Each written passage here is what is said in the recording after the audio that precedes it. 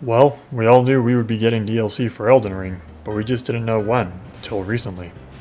I think it's pretty safe to assume that a lot of players have recently picked the game back up if they've stopped playing like myself for a while, just to get a new build going in time for the DLC. But it's crunch time, and now I have to slap something together that will take me to the shadow of the Erdtree. For this build I'm putting together, I'm going to need three things: skill, intelligence, and dedication. But since I lack all three of those, I'm going to see if luck can pull us all the way. And knowing my current skill set, I'm going to need a lot of it. We're going to start out this dumpster fire of a build by going for the Reduvia. We're grabbing this early on just because it's an easy bleed weapon to get, and you can use the summon for the fight, so it's even easier. And you know I made the summon do all the work. Now instead of actually taking my time and playing the game, I'm going to use the bleed effect from the Reduvia to kill Alduin a few hundred times. I'll do this until I have enough runes to really boost up my arcane stat, so my future bleed weapon can be even more effective. Since I got more runes now than Machu Picchu to boost up some of my stats, I'm now going to grab the black whetstone so that I can apply bleed onto the weapons I'm choosing for this build. But since you can't naturally access the area for the whetstone early on, I'm going to do a little bit of tomfoolery and quit mid-load so the game warps me to the entrance of the Mimic Tear fight. This is convenient because I'll also grab another crucial piece to this build, the Mimic Tear summon, which will hopefully make up for my lack of brain cells when it comes to playing this game.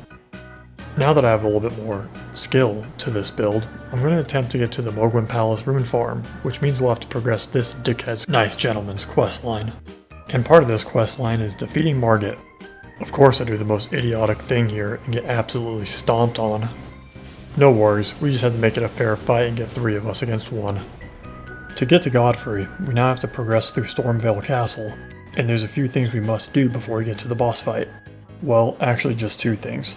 Using my not so honorable tactics, Godfrey goes down without a hitch. And now time for the hardest part in this questline, PvP. And somehow, I'm worse at PvP compared to PvE, so I'm not going to even attempt an invasion because it'll just be a waste of time for me and my opponent. So I'm just going to tuck tail and run home 3 times to finish this part. Now this little freak needs a bloody tissue for his souvenir collection, which means we have to find a way to deal with this invasion, and since I suck at this game, I have to find a way to do this dishonorably. And what better way than using gravity? Now we can finally be done playing Errand Boy, and now have access to the actual rune farm. But we're not out of the woods just quite yet. I actually have to survive getting to the site of grace, which is going to be a little bit more difficult than anticipated. But through pure ignorance and perseverance, I finally did it and made it. And so time to commence the next exhilarating part of this run, more rune farming. To help this go just a little bit quicker, we're going to run over to the abandoned cave and get the golden scarab to help boost rune acquisition. Actually, never mind, we'll come back to this.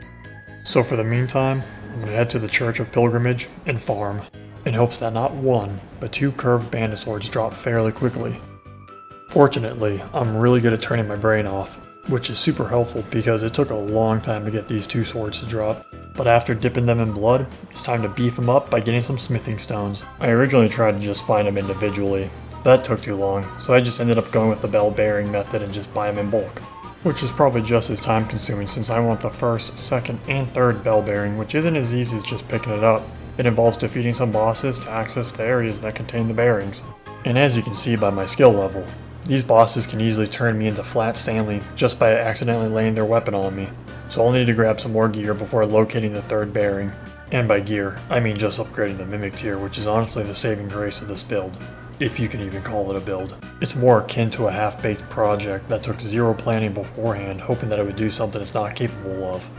Anyway, we should now be able to clench our ass cheeks through the abandoned cave to grab the gold scarab. But after extremely hard work, and being a cheerleader, I guess we, did it. Now that we have a solid foundation for our build, it's time to start tackling the harder bosses. Or maybe we can involve a little bit more tomfoolery and skip having to do some bosses by attempting the Lendel elevator skip.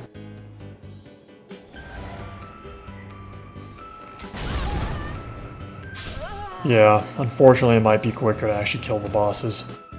And of course I make the same mistake I made with Margit and get absolutely beamed. But fortunately I was successfully able to turn my brain on and sidestep the beam on my next attempt. Now with Renala down, that means the sealed door to Lindell is gone since we've defeated enough bosses to access the capital. It's time to tie up the Nikes and sonic through the city to defeat Godfrey's Piss Ghost. Now it's just Morgott that stands in my way between me and the third bell bearing needed for smithing stones. As usual, I get curb stomped before looking for a new strategy that gives me a fighting chance, so I decide to give Patches a visit for the shackle, which gives me a little breathing room and ended up being just enough. Now that the hard part's over and there's no more boss fights, we just gotta make our way to the bell bearing. And just like that, the foundation of this walking trash can is done. Since I have a little bit of extra time now until the DLC drops, I'm probably going to develop my skills so I can actually fight the bosses without relying heavily on summons, which would make the game more enjoyable and challenging for me personally. But it seems it's going to take me a little bit to get to that point.